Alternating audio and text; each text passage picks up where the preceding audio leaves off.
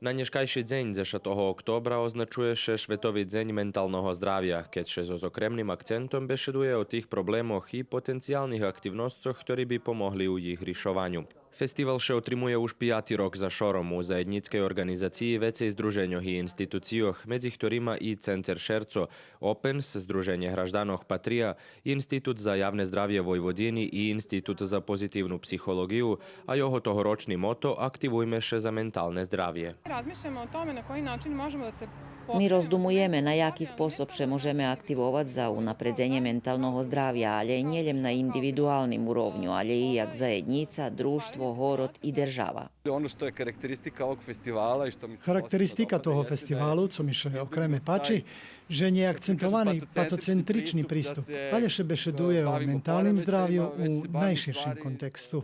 Festival počína dneška v Novým Sadze i bude tirvac po 20. október. Podčas tirvania zacikavení budú mať nahodu prisustvovať na rižných prepodavanjoch, panel diskusijoh i robotňoch na tému mentálneho zdravia, ktorí budú dostupní i online, a rozporiadok aktivnostoch môž prenajsť na Facebook boku pod názvu 5. Festival mentálnog zdravľa.